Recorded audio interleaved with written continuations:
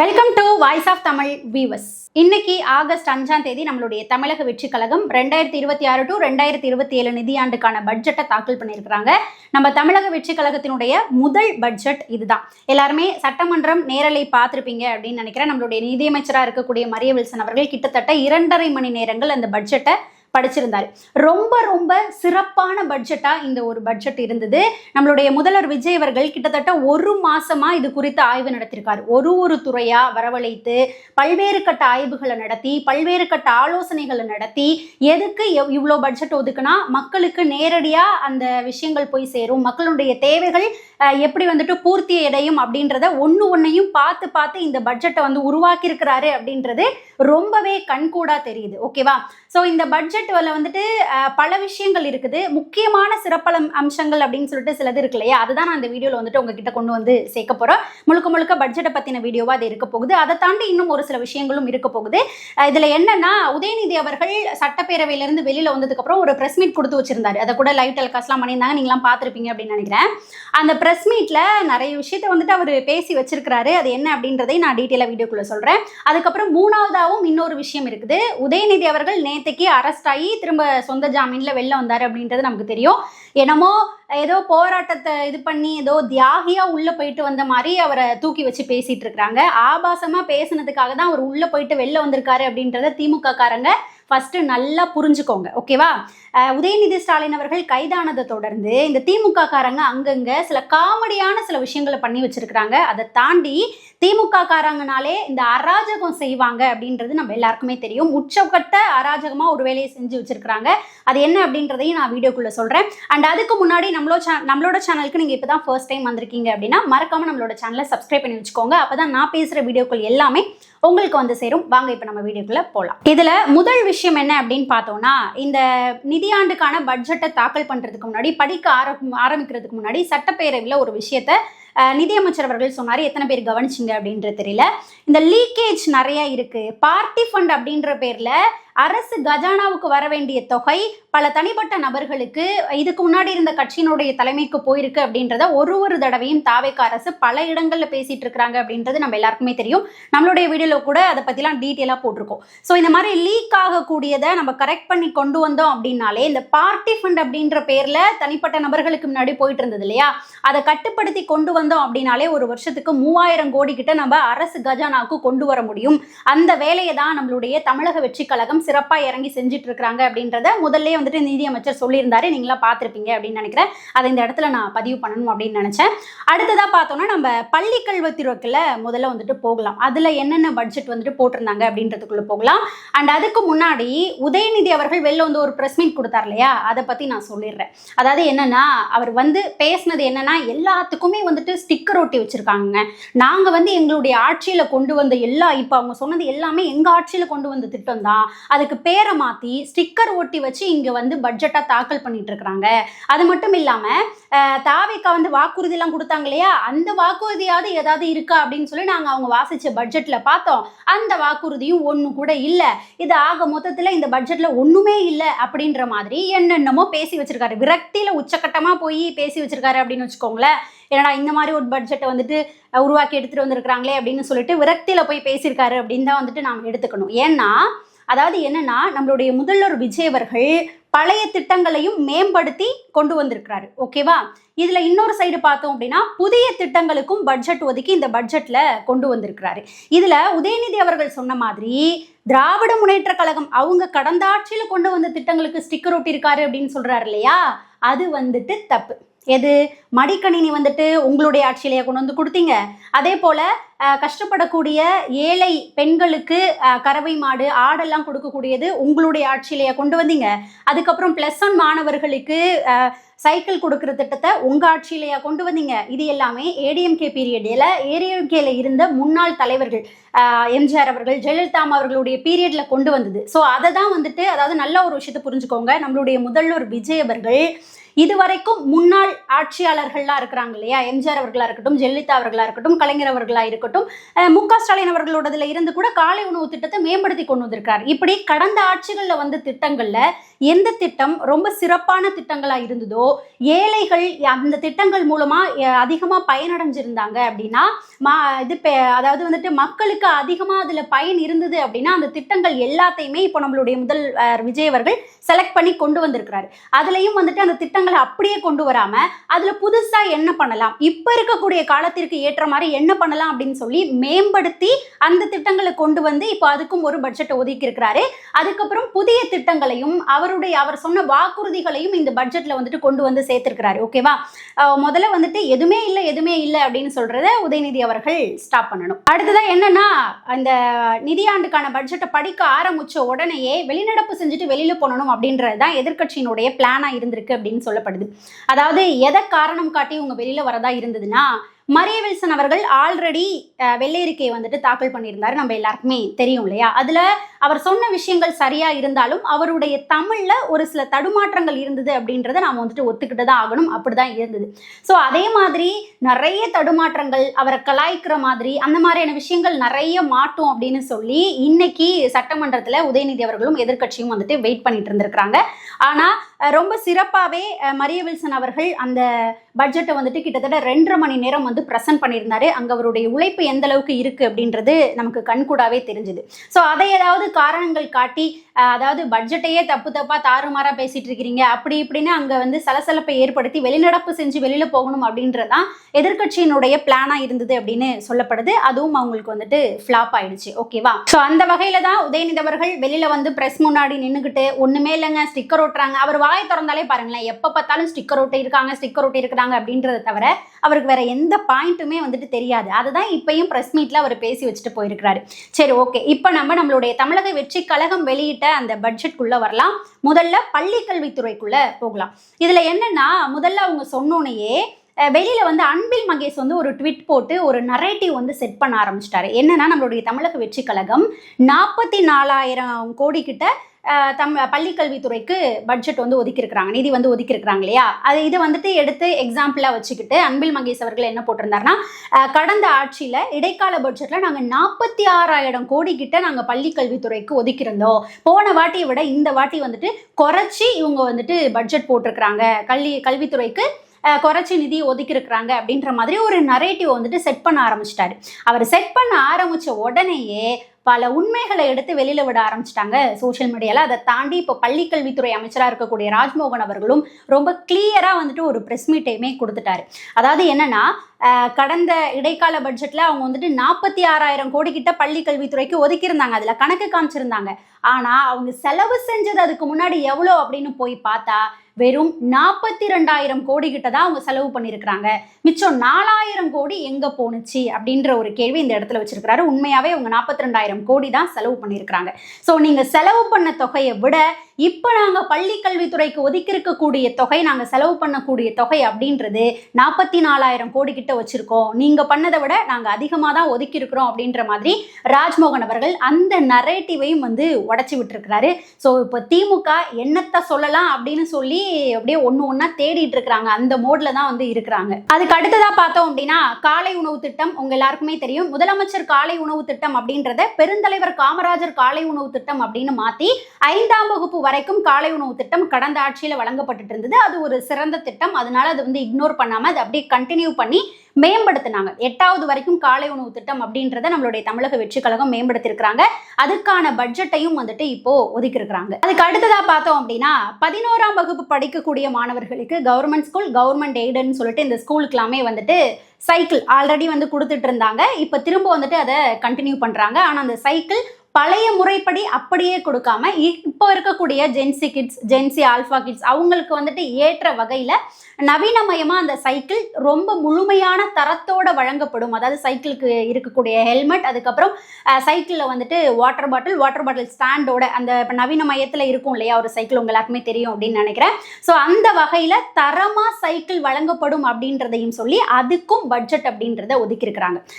கடந்த ஆட்சியிலலாம் நமக்கு சைக்கிள் கொடுக்கும்போது அதனுடைய தரம், குவாலிட்டி எப்படி இருக்கும் அப்படின்றது நமக்கு தெரியும். அதை திரும்ப எடுத்துகிட்டு போய் சைக்கிள் ஷாப்க்கு எடுத்துகிட்டு போய் அதை ரீஅரேஞ்ச் பண்ணி சில ரிப்பேர்லாம் அதுக்கு பண்ணினதுக்கு அப்புறம் தான் அந்த சைக்கிளை வந்துட்டு நம்மளால் ஓட்ட முடியும். அப்படி இல்லைன்னா நம்ம அப்படியே ஓட்டிட்டு போனோம்னா தனித்தனி பார்ட்டாக வந்துட்டு கலண்டி ஓடிடும். அது எல்லா எக்ஸ்பீரியன்ஸும் நமக்கு இருக்குது இல்லையா?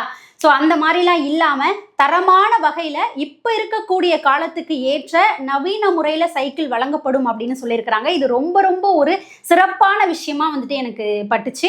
அதே போல் அடுத்த விஷயம் என்ன அப்படின்னு பார்த்தோம்னா மடிக்கணினி வழங்கக்கூடியது. அதுக்கு வந்து காலேஜ் ஸ்டூடெண்ட்ஸ்க்கு மடிக்கணினி வழங்கப்படும் அப்படின்றத சொல்லியிருக்கிறாங்க.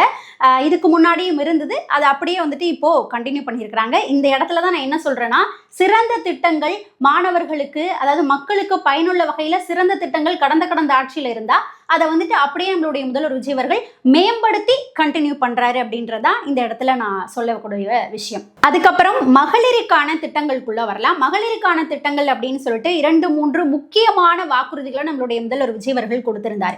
2500 ரூபாய் மகளிர் உரிமை தொகை சொல்லியிருந்தார் இல்லையா? ஸோ அது குறித்து இந்த பட்ஜெட்ல எதுவும் வெளியிடல. அதுக்கு அடுத்தடுத்து இருக்கக்கூடிய வருவாயை பொறுத்து அந்த திட்டங்கள் அமல்படுத்தப்படலாம் அப்படின்ற ஒரு நம்பிக்கை வந்திருக்குது. ஏன் அப்படின்னா இப்போ அதை காட்டிலும் இன்னும் முக்கியமாக இருக்கக்கூடிய 2 சிறப்பு வாக்குறுதிகளை இந்த பட்ஜெட்லேயே நம்மளுடைய முதல்வர் விஜய் அவர்கள் நிறைவேற்றி இருக்கிறாரு. அதை பொறுத்து அந்தந்த திட்டங்கள் அடுத்தடுத்து வரும் அப்படின்ற ஒரு எதிர்பார்ப்பும் நம்பிக்கையும் உருவாயிருக்குது. என்னன்னா அண்ணன் சீர்திட்டம் அப்படின்ற ஒரு வாக்குறுதி கொடுத்திருந்தாரு. கல்யாண வயதில் இருக்கக்கூடிய பெண்களுக்கு அவங்களுக்கு கல்யாணம் ஆகும்போது அவங்களுக்கு 1 சவரன் தங்க நகை, அதாவது 8 கிராம் தங்க காயினும் அதே போல ஒரு பட்டு சேலையும் வழங்கப்படும் அப்படின்றத வாக்குறுதியாக கொடுத்திருந்தார் இல்லையா? ஸோ அந்த வாக்குறுதியும் நிறைவேற்றப்படுகிறது இப்போல இருந்து அப்படின்னு சொல்லி அதுக்கான பட்ஜெட்டையுமே ஒதுக்கியிருக்கிறாங்க. அதுக்கப்புறம் தாய்மாமன் தங்க மோதிரம் திட்டம். கவர்மெண்ட் ஹாஸ்பிட்டல்ல பிறக்கக்கூடிய ஒரு குழந்தைக்கும் 1 கிராம் தங்க மோதிரம் வழங்கப்படும் அப்படின்ற வாக்குறுதி கொடுத்திருந்தாரு. அதை இப்போ நிறைவேற்றி இருக்கிறாங்க. அதுக்கான பட்ஜெட்டையுமே வந்து ஒதுக்கியிருக்கிறாங்க. இதுல முக்கியமான விஷயம் என்ன அப்படின்னா, இந்த திட்டத்தை செயல்படுத்துறதன் மூலமா அவங்க குறிப்பிட்டிருந்தது, தமிழக வெற்றி கழகம் என்ன சொல்லியிருந்தாங்கன்னா, இப்போ கவர்மெண்ட் ஹாஸ்பிட்டலுக்கு போகக்கூடியவங்களுடைய எண்ணிக்கை வந்துட்டு கணிசமான முறையில் குறைஞ்சிருக்குது. அதை வந்துட்டு இன்க்ரீஸ் பண்ணணும் அப்படின்ற நோக்கிலையும் கவர்மெண்ட் ஹாஸ்பிட்டலினுடைய தரத்தை உயர்த்துறதுக்கு நாங்கள் முழு முயற்சி எடுத்துக்கிட்டு இருக்கோம். ஸோ பிரைவேட் ஹாஸ்பிட்டலுக்கு போயிட்டு அவங்களுடைய பணத்தை செலவழிக்கக்கூடியதை நாங்கள் கம்மி பண்ணி கவர்மெண்ட் ஹாஸ்பிட்டலுக்கு கொண்டு வரணும் அப்படின்ற நோக்கத்தில் தான் இந்த திட்டத்தை நாங்கள் வந்து அமல்படுத்துகிறோம் அப்படின்ற முறையில் தமிழக வெற்றி கழகம் சொல்லியிருந்தாங்க. இது ஒரு நல்ல செயல் அப்படின்ற மாதிரி தான் எடுத்துக்கப்படுது. இந்த 2 சிறப்பு வாக்குறுதிகளையும் இப்போவே, அதாவது ஆட்சி அமைந்து 3 மாதங்களுக்குள்ளேயே தமிழக வெற்றி கழகம் நிறைவேற்றி இருக்கிறாங்க. அடுத்தடுத்து இலவச பேருந்து, மகளிர் உரிமை தொகை சார்ந்த வாக்குறுதிகளையும் நிறைவேற்றுவாங்க அப்படின்ற நம்பிக்கை வந்திருக்குது. அதுக்கடுத்ததா இன்னொரு சிறப்பான ஒரு செய்தி இருக்குது. என்ன தெரியுமா? தாய் கேர் அப்படின்ற ஒரு திட்டத்தை இப்போ நம்மளுடைய தமிழக வெற்றி கழகம் செயல்படுத்தி அதுக்கான பட்ஜெட்டையும் வந்து ஒதுக்கியிருக்கிறாங்க. இந்த தாய் கேர் அப்படின்றது என்னன்னா, இப்போ பிரசவம், அவங்களுடைய பிரசவத்துக்கான டேட் வந்து சொல்லிடுவாங்க. அதுக்கப்புறம் பிரசவத்துக்கு ஹாஸ்பிட்டல் அட்மிட் ஆகி அவங்களுக்கு குழந்தை பிறக்கும் இல்லையா? ஸோ அதுக்கு முன்னாடி ஒரு பிரசவத்துக்கு முன்னாடி ஒரு 10-15 நாட்கள் அப்படின்றது பெண்களுக்கு ரொம்பவே முக்கியமான நாட்கள். அதில் அவங்களுக்கு அதிகமான கேர் அப்படின்றது தேவைப்படும். ஸோ இந்த தாய் கேர் அப்படின்ற இடங்கள்ல இப்போ டெலிவரி டேட் நெருங்கிறதுக்கு முன்னாடி 10-15 நாட்களுக்கு முன்னாடியே அந்த பெண்கள் அங்கே போயிட்டாங்கன்னா, அந்த தாய் கேருக்கு போயிட்டாங்கன்னா அங்கே அவங்களுக்கு முழுமையான கேர் அப்படின்றது கொடுக்கப்படும். அங்கே மருத்துவர்கள் இருப்பாங்க, செவிலியர்கள் இருப்பாங்க, அவங்கள பார்த்து கொள்வதற்கான ஆட்கள் அங்கே இருப்பாங்க. அங்கே அவங்களுக்கு எந்த விலையும் இல்லாமல் மருத்துவ வசதி கிடைக்கும். அதே போல் உணவு வசதிகள்னு சொல்லி அவங்களுக்கு எல்லாமே எந்தவித விலையும் இல்லாமல் அவங்களுக்கு வழங்கப்படும். அதுக்கப்புறம் அவங்களுடைய டெலிவரி டேட் வந்ததுக்கப்புறம் அங்கிருந்தே அவங்க ஹாஸ்பிட்டலுக்கு அனுப்பி வைக்கப்படுவாங்க. ஸோ இந்த விஷயங்கள் வரைக்கும் கருத்தில் கொண்டு நம்மளுடைய முதல்வர் விஜய் அவர்கள் தாய் கேர் அப்படின்ற ஒரு திட்டத்தை இப்போ கொண்டு வந்து அதுக்கான பட்ஜெட்டையுமே ஒதுக்கியிருக்கிறாரு. இது ரொம்ப ஒரு சிறப்பான விஷயமா பார்க்கப்படுது. அதுக்கு அடுத்ததாக பார்த்தோம்னா இன்னொரு முக்கியமான விஷயமும் இருக்குது. என்னன்னா, சென்னையில் இப்போ நிறைய பேர் ட்ராவல் பண்ணுறவங்க, அதுவும் குறிப்பாக பைக்கில் போகிறவங்களுக்குலாம் நல்லாவே தெரியும் சென்னையில் இருக்கக்கூடிய ரோடு என்ன கண்டிஷனில் இருக்குது அப்படின்றது நமக்கு தெரியும். குண்டும் குழியுமா பள்ளமுமா, அதில் போயிட்டு வரும்போது எந்த அளவுக்கு பேக் பெயின் ஏற்படும் அப்படின்றது நம்ம எல்லாருக்குமே தெரியும் இல்லையா? ரோடோட கண்டிஷன் எந்த அளவுக்கு இருக்குது அப்படின்றத. ஸோ இதை சரி பண்ணணும் அப்படின்ற நோக்கில் இப்போ தமிழக வெற்றி கழகம் இன்னொரு விஷயத்தை அமல்படுத்தியிருக்கிறாங்க. என்னன்னா, இதுக்குன்னு ஒரு ஸ்பெஷலாக ஒரு ஆப் வந்துட்டு வடிவமைக்கிறாங்க. அந்த ஆப்பில் இப்போ நீங்கள் உங்களுடைய தெருவில் இருக்கக்கூடிய ரோடோ இல்லை நீங்கள் போகக்கூடிய ஏதோ ஒரு பகுதியில் இருக்கக்கூடிய ரோடோ ரொம்ப சேதம் அடைஞ்சு இருக்கு, அதை வந்து சரி செய்யணும் அப்படின்னு உங்களுக்கு தோணுச்சுன்னா அதை ஒரு ஃபோட்டோவோ வீடியோவோ எடுத்து அது என்ன அட்ரஸ் அப்படின்றத நோட் பண்ணி அந்த ஆப்பில் வந்துட்டு நீங்கள் கொடுத்துட்டீங்க அப்படின்னா உடனடியாகவே நடவடிக்கை எடுக்கப்படும். இது வந்துட்டு பொதுமக்களே டைரக்டாக வந்துட்டு சரியில்லாத ரோடுகளை சரி செய்வதற்கான வழிவகைகளை அரசுக்கே நேரடியாக கொண்டு போகலாம் அப்படின்னு சொல்லி அந்த பிரத்யோக செயலியையும் இப்போ அறிமுகப்படுத்தியிருக்கிறாங்க. இது ரொம்ப ரொம்ப சிறப்பான ஒரு விஷயமா வந்துட்டு பார்க்கப்படுது. ஏன்னா ரோடு வந்து சரியா இருக்கணும் அப்படின்றது நம்மளுடைய தேவைகள்ல மிக முக்கியமான ஒண்ணா இருக்குது. அதுக்காக நம்மளுடைய தமிழக வெற்றி கழகம் சிறப்பான ஒரு ஸ்டாண்டை எடுத்திருக்காங்க. அதுக்கப்புறம் பார்த்தோம் அப்படின்னா நம்மளுடைய சென்னை சிட்டிக்குள்ள நடுவுல இருக்கக்கூடிய கூவம் ஆறு, அடையார் பிரிட்ஜ்ல அங்க இருக்கக்கூடிய நதி அப்படின்னு சொல்லி இது எல்லாமே ஒரு காலத்துல நல்ல நதிகளா நமக்கு தண்ணீர் கொடுத்துக்கிட்டு இருந்த ஒரு நதியா இருந்தது. அதுல வந்துட்டு போட் ஓட்டி இருக்கிறாங்க, எல்லாரும் வந்துட்டு குளிச்சிருக்காங்க, விளையாடி இருக்கிறாங்க. அந்த மாதிரியான ஒரு சூழ்நிலையில இருந்த அந்த நதிகள் இப்போ என்ன கண்டிஷன்ல இருக்கு அப்படின்றது நம்ம எல்லாருக்குமே தெரியும். சாக்கடையா மாறி கூவமா ஓடிட்டு இருக்கக்கூடிய காட்சி நம்ம எல்லாரும் கண்கூடா பார்த்துட்டு இருக்கோம். சிட்டிக்கு நடுவுல இருக்குது. இதை ஒரு முறையுமே வந்துட்டு நாங்க மறுசீரமைச்சு கொண்டுட்டு வரோம், அதை திரும்ப வந்துட்டு சரி பண்ணி கொண்டு வர போறோம் அப்படின்னு சொல்லிட்டு இதுக்கு முன்னாடி வந்து ஒரு பீரியட்லயுமே அதிமுக இருக்கட்டும் திமுக இருக்கட்டும் 2 பேருமே சரி பண்ண போறோம் அப்படின்னு சொல்லி ஒரு தொகை நிதியை வந்துட்டு அதுக்காக ஒதுக்குவாங்க. ஆனா சரி செய்ய முடியல அப்படின்னு சொல்லி பாதிலே வந்துட்டு கை விட்டுருவாங்க. அதுக்கான நிதி என்ன ஆணுச்சு அப்படின்றதே வந்துட்டு தெரியாது. ஓகேவா? இது ஒரு தடவையும் கண் துடைப்பாவே வந்து போய்கிட்டு இருக்கும். ஸோ இந்த முறை தமிழக வெற்றி கழகம் என்ன பண்ணாங்க அப்படின்னா இதாவது வந்துட்டு இது ஒரு கண் துடைப்பு அப்படின்ற மாதிரி போகாது அப்படின்னு சொல்லி இதுக்காக ஒரு முதல் கட்ட பட்ஜெட்டை வந்து ஒதுக்கி இருக்கிறாங்க. ஒதுக்கி என்ன பண்ண போறோம் அப்படின்றதையுமே இந்த பட்ஜெட்ல ரொம்ப தெளிவா வந்துட்டு சொல்லியிருக்கிறாங்க. அதாவது சர்வதேச அளவுல இதுக்கான யோசனைகளை நாங்க வந்து கொண்டு போய் வச்சிருக்கிறோம். ஸோ இதை வந்து எப்படி மறுசீரமைச்சு கொண்டு வரலாம், பழைய நிலையில எப்படி மறுசீரமைச்சு கொண்டு வரலாம் அப்படின்றதுக்கான ஐடியாக்களை வந்துட்டு எங்களுக்கு சொல்லுங்க. அது சரியா இருக்கக்கூடிய பட்சத்துல அதுக்கு எவ்வளவு தொகை ஒதுக்கணும் அப்படின்ற ரீதியில நாங்க ஒதுக்கி இதை வந்து திரும்ப மறுசீரமைச்சு நாங்க கொண்டுட்டு வருவோம். அதாவது அதுல போட் விட்டு ஓட்டுறது, அதுக்கப்புறம் அதை சுத்தி நடைபாதைகள் அமைத்து அவங்க அங்க இருக்கக்கூடிய மக்கள் எக்ஸசைஸ் செய்யறதுக்கு, நடந்து போறதுக்கு ஈவினிங் மார்னிங் டைம்ல அதுக்கு ஏத்த மாதிரி ஒரு இடமாவும், பழையபடியே அந்த நதியை மீட்டு எடுத்துட்டு வரக்கூடிய வேலையிலையும் ரொம்ப தீவிரமா தமிழக வெற்றி கழகம் இறங்க போறோம் அப்படின்றத ரொம்ப தெளிவா சொல்லியிருக்கிறாங்க. இதுக்கான ஐடியாவை சர்வதேச அளவுல கொண்டு போய் இப்போ தமிழக வெற்றி கழகம் வச்சிருக்கிறாங்க. அதுக்கான பட்ஜெட்டையும் இப்போ தமிழக வெற்றி கழகம் இதுல ஒதுக்கி காமிச்சிருக்கிறாங்க. இது ரொம்ப ஒரு நல்ல விஷயமா பார்க்கப்படுது. அதுக்கப்புறம் பார்த்தோம் அப்படின்னா ட்ரக்ஸை விடு ஸ்போர்ட்ஸை எடு அப்படின்ற மாதிரி இங்க மாரத்தான்லாம் ஓடி இருந்தாங்க இல்லையா, அதற்கு முன்னெடுத்து வைக்கிற விதமா விளையாட்டுத்துறையிலையும் பல மாற்றங்களை இங்க கொண்டு வந்திருக்கிறாங்க. அதுக்கான பட்ஜெட்டையுமே வந்து ஒதுக்கி இருக்கிறாங்க. ஸ்கூல் லெவல்ல பார்த்தோம் அப்படின்னா 1 வீக்குக்கு 2 PT பீரியட் அப்படின்றது இருக்கும். ஓகேவா? படிப்பு எந்த அளவுக்கு முக்கியமோ அதே போல குழந்தைகளுக்கு பிசிக்கல் ஆக்டிவிட்டி அப்படின்றது ரொம்ப முக்கியம். அவங்க வந்துட்டு விளையாடும் போதுதான் ட்ரக்ஸ் மாதிரியான விஷயங்கள்ல அவங்க போயிட்டு மாட்ட மாட்டாங்க அப்படின்ற நோக்கில ஸ்கூல்ல இருந்தே இதை வந்துட்டு கண்டினியூ பண்ணி கொண்டு போகணும். ஒரு வாரத்துக்கு 2 PT பீரியட் அப்படின்றது அவங்களுக்கு போதுமானதா இருக்காது அப்படின்னு சொல்லி பள்ளி நேரங்கள் முடிந்த பிறகு 1 மணி நேரம் அப்படின்றது விளையாட்டுக்கு செலவழிக்கணும் அப்படின்னு சொல்லி அதுக்கான பட்ஜெட்டையும், அதாவது அதுக்கான உபகரணங்கள் தேவைப்படும், அதுக்கான இன்ஃப்ராஸ்ட்ரக்சர்ஸ் வந்துட்டு ஸ்கூல்ல ஏற்படுத்தணும் அப்படின்னு சொல்லி அதுக்கான பட்ஜெட்டையும் ஒதுக்கி இருக்கிறாங்க. Government school plus government elder ஸ்கூல்னு சொல்லி 2க்குமே அதுக்கான பட்ஜெட்டை இப்போ நம்மளுடைய தமிழக வெற்றி கழகம் ஒதுக்கி இருக்கிறாங்க.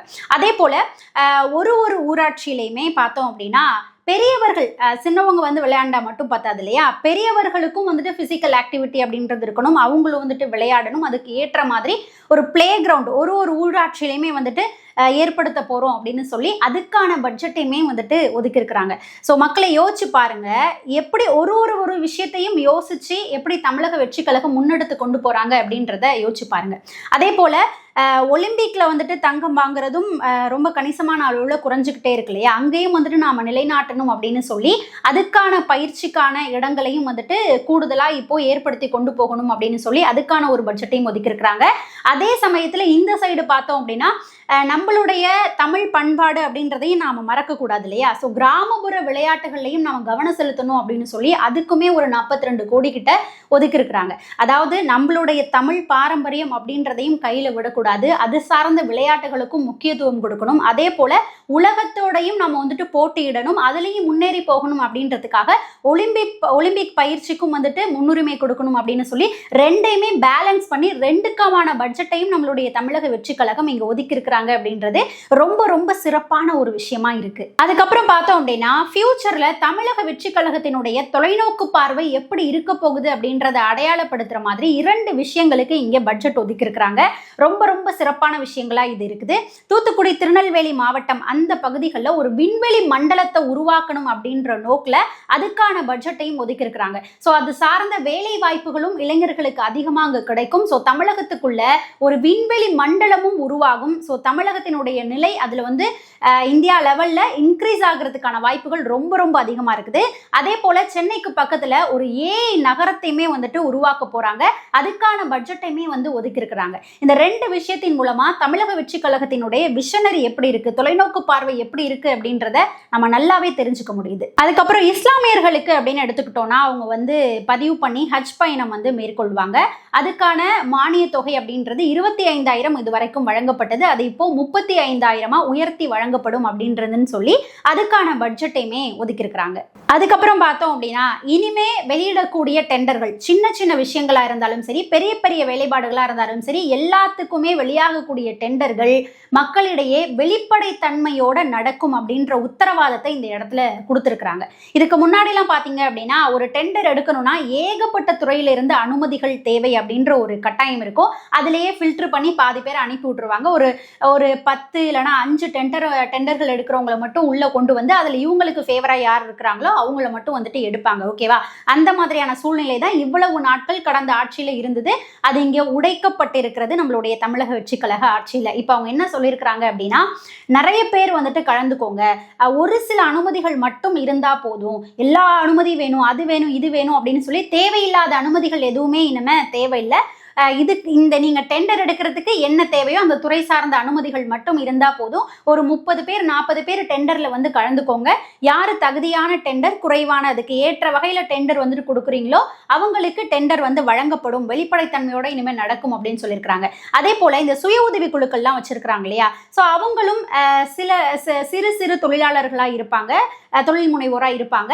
அவங்களுமே வந்து சின்ன சின்ன கம்பெனிஸா ஆரம்பிச்சு வளர்ந்து வருவாங்க இல்லையா, அவங்களுமே வந்து டெண்டர் எடுக்கிறதுக்கு வாங்க. சின்ன சின்ன டெண்டர்லாம் எடுத்து நீங்க வேலை செய்யுங்க. நீங்க வந்து எந்த வகையிலையும் குறைஞ்சவங்க கிடையாது, உங்களுக்கான வாய்ப்புகளையும் நாங்க தரோம், அதுக்கான வழிவகைகளை தான் நாங்க செஞ்சு வச்சிருக்கோம், வாங்க அப்படின்னு சொல்லி அதுக்கான பட்ஜெட்டையுமே வந்து நம்மளுடைய தமிழக வெற்றி கழகம் ஒதுக்கி இருக்கிறாங்க. அதே போல ஏழை பெண்களுக்கு, கஷ்டப்படக்கூடியவர்களுக்கு, அதுக்கப்புறம் ஒரு ஆளுக்கு 5 ஆடுகள் அப்படின்ற மாதிரி ஃபுல் மானியத்தில் வந்து வழங்க போகிறாங்க. அதே போல் கறவை மாடுகள் வந்துட்டு வழங்க போகிறாங்க. இன்னும் எக்கச்சக்கமான திட்டங்களை இங்கே வந்துட்டு சொல்லி அதுக்கான பட்ஜெட்டையும் ஒதுக்கியிருக்கிறாங்க. அதுக்கப்புறம் இன்னொரு முக்கியமான செய்தி, ஒரு கவர்மெண்ட் ஜாப் ஒரு 5 லட்சம் இளைஞர்களுக்கு வழங்கப்பட போகுது அப்படின்றத நம்மளுடைய முதல்வர் விஜய் அவர்கள் வாக்குறுதியாகவே சொல்லியிருந்தாரு. அது என்ன பதவி அப்படின்னு பார்த்தா முதல்வர் மக்கள் சேவை நண்பர் அப்படின்ற மாதிரியான ஒரு அரசு பதவி தான். அதாவது அரசினுடைய திட்டங்கள் மக்களுக்கு முழுமையா போய் சேருதா அப்படின்றதுக்கு இடையில சில பேர் வந்து செக் பண்றதுக்கு இருப்பாங்க இல்லையா, ஸோ அந்த மாதிரியான அரசு பதவிகளை உருவாக்கி அதன் மூலமா மாநிலங்கள் முழுக்க 5 லட்சம் இளைஞர்களுக்கு வேலை வாய்ப்பு வழங்கப்பட போகுது. அது வந்து கவர்மெண்ட் ஜாப், கிட்டத்தட்ட 18,000 19,000 வரைக்கும் அதுக்கு சேலரி வழங்கப்படும் அப்படின்ற ஒரு வாக்குறுதி நம்மளுடைய முதல்வர் விஜய் அவர்கள் சொல்லியிருந்தாரு. ஸோ அதையும் இந்த பட்ஜெட்ல குறிப்பிட்டு அதுக்கான பட்ஜெட்டையுமே வந்து ஒதுக்கி இருக்கிறாங்க. இதுல இந்த 5 லட்சம் இளைஞர்கள்ல யாருக்கு முன்னுரிமை வழங்கப்படும் அப்படின்னு பார்த்தா நிரந்தர வருமானம் இல்லாத குடும்பங்கள் இருப்பாங்க இல்லையா, அந்த குடும்பங்கள்ல இருக்கக்கூடிய இளைஞர்களுக்கு தான் இந்த வேலைக்கு முன்னுரிமை வழங்கப்படும் அப்படின்றத இந்த இடத்துல சொல்லியிருக்கிறாங்க. அதுக்கு அடுத்ததா வேலை இல்லாத பட்டதாரிகளுக்கு, வேலை தேடுறவங்களுக்கு முதல் 2 வருடங்களுக்கு டிப்ளமோ முடிச்சிருந்தாங்கன்னா 2,000 ரூபாயும், அதுக்கப்புறம் அவங்க வந்து டிகிரி முடிச்சிருந்தாங்க அப்படின்னா 4,000 ரூபாயும் வழங்கப்படும் அப்படின்னு சொல்லியிருந்தாங்க இல்லையா, ஸோ அதையும் இதுல குறிப்பிட்டு அதுக்கான பட்ஜெட்டையுமே ஒதுக்கி இருக்கிறாங்க. அதை தாண்டி இன்னொன்று பார்த்தோம் அப்படின்னா நாளைக்கு வேளாண் பட்ஜெட் தாக்கல் செய்ய போறாங்க. அதுக்கு முன்னாடி இந்த பட்ஜெட்லயே பனை விவசாயிகளுக்கான நலத்திட்டங்களையும் ஒதுக்கி இருக்கிறாங்க. அவங்களுக்குன்னு ஒரு 16 கோடி கிட்ட ஒதுக்கி அந்த விவசாயிகளுக்கான விஷயங்களையும் இங்க தமிழக வெற்றி கழகம் செஞ்சிருக்கிறாங்க. ஸோ விவசாயிகள் கூட தமிழக வெற்றி கழகம் எப்போது நிற்பாங்க அப்படின்றதுக்கு இதுவே முதற்கட்ட எடுத்துக்காட்டா இருக்குது. இன்னும் நாம போயிட்டு பார்த்தோம் அப்படின்னா ஆழமா பல விஷயங்கள் யோசிச்சு பட்ஜெட்டா கொடுத்துருக்குறாங்க. அதுல முக்கிய சிறப்பம்சங்களா இருக்கக்கூடியதை நான் உங்ககிட்ட கொண்டு வந்து சேர்த்திருக்கேன் அப்படின்னு நான் நினைக்கிறேன். அதுக்கப்புறம் பார்த்தோம்னா வெளியில போயிட்டு எடப்பாடி பழனிசாமி அவர்களா இருக்கட்டும், அப்புறம் வந்துட்டு எதிர்கட்சி தலைவர் உதயநிதி ஸ்டாலின் அவர்களுக்கு இருக்கட்டும், மற்ற தலைவர்களா இருக்கட்டும், அவங்க எல்லாருமே வெளில போய் என்ன சொல்லிட்டு இருக்காங்கன்னா அப்படியே ஸ்டிக்கர் ஒட்டி அப்படியே பண்ணிட்டு இருக்கிறாங்கப்பா, வேற ஒண்ணுமே இந்த பட்ஜெட்ல இல்லை, இதுக்கு 0 மார்க் தான் நான் கொடுப்பேன் அப்படின்ற மாதிரிலாம் இபிஎஸ் அவர்கள் வந்து சொல்லியிருக்கிறாரு. ஓகேவா? இதுல என்ன நான் சொல்றேன், இன்னமும் நான் என்ன சொல்றேன் அப்படின்னா பழைய திட்டங்கள் ரொம்ப சிறப்பா இருந்தது, அதன் மூலமா மக்கள் முழுமையா பயன் அடைஞ்சிருக்கிறாங்க அப்படின்னா அந்த திட்டங்களை அப்படியே எடுத்து அதை மேன்மைப்படுத்தி அதுல மேம்படுத்தி என்ன செய்ய முடியுமோ அதை செஞ்சு அந்த திட்டங்களையும் கொடுத்திருக்கிறாரு, புதிய திட்டங்களையும் கொடுத்திருக்கிறாரு. இப்போ மக்களுக்கு முழுமையா போய் சென்ற திட்டங்களை திரும்பவும் கொண்டு வரணும் அப்படின்னு நினைக்கிறது ஒன்றும் தப்பு கிடையாது. அதுக்கு நீங்க வந்துட்டு ஸ்டிக்கர் ஓட்டுறாரு அப்படின்னு சொன்னீங்கன்னா சொல்லிட்டு போங்க, அதுல எந்த பிரச்சனையும் கிடையாது. மக்களுக்கு நல்லது செய்யக்கூடிய விஷயங்களை எங்களுடைய முதல்வர் விஜய் அவர்கள் செஞ்சுக்கிட்டு தான் இருப்பார். அதுலயும் உதயநிதி ஸ்டாலின் அவர்கள் ஒரு வாக்குறுதியும் இல்லைங்க, அவங்க கொடுத்த வாக்குறுதி அதுல சொல்லலைங்க அப்படின்லாம் சொல்லிட்டு இருக்காரு. எவ்வளவு வாக்குறுதிகளை இதுல கொண்டு வந்து சேர்த்திருக்காரு அப்படின்றது நான் சொன்ன விஷயங்களை வச்சே மக்கள் உங்களுக்கு தெரிஞ்சிருக்கும் அப்படின்னு நினைக்கிறேன். இதுல ஒண்ணுமே இல்லைங்க, வாக்குறுதிலாம் நிறைவேற்றையே இல்லைங்க அப்படின்னு சொல்றதுக்கு திமுகவுக்கு என்ன இருக்கு அப்படின்றது தெரியல. ஏன்னா அவங்க மகளிர் உரிமை தொகையை 1.5 வருஷம் கழிச்சு தான் கொடுத்தாங்க. அதுலயும் அவங்க சொன்ன வாக்குறுதிகள் பல வாக்குறுதிகள் அங்க நிறைவேற்றலை அப்படின்றது நம்ம எல்லாருக்குமே தெரியும். ஆனா அப்படி இருக்கக்கூடிய நிலைமையில உதயநிதி அவர்கள் இந்த மாதிரி பிரஸ் மீட்டை கொடுத்துட்டு இருக்கிறாரு. அடுத்ததா பார்த்தோம்னா உதயநிதி ஸ்டாலின் அவர்கள் நேத்தைக்கு அரெஸ்ட் செய்யப்பட்டார், அதுக்கப்புறம் சொந்த ஜாமீன்ல விடுவிக்கப்பட்டார் அப்படின்றது நல்லாவே தெரியும். ஸோ திமுக காரர்கள் எல்லாரும் ஒரு விஷயத்த நல்லா புரிஞ்சுக்கோங்க. நீதிமன்றம் ஆர்டர் கொடுத்து டிவிகே அரசாங்கம் அவரை விடுவிக்கல. டிவிகே அரசாங்கமே சொல்லிட்டாங்க, நாங்கள் அவரை அரெஸ்ட் பண்ணணும், அரெஸ்ட் பண்ணி நாங்கள் கொண்டு போயிட்டு விசாரிக்கிறோம், விசாரிச்சுட்டு அவரை ரிமாண்ட் பண்ற ஐடியாலாம் எங்களுக்கு கிடையாது, நாங்கள் அவரை சொந்த ஜாமீன்ல வெளில விட போறோம், அவரை விசாரிக்கிறதுக்கு தான் அழைச்சிட்டு போறோம் அப்படின்னு சொல்லி டிவிகே அரசாங்கம் தான் அவரை விடுவிச்சிருக்கிறாங்க. நீதிமன்றம் ஆர்டர் போட்டு அதன் மூலமா டிவிகே அரசாங்கம் அவரை வெளியிடல. இந்த விஷயத்தை நல்லா புரிஞ்சுக்கோங்க.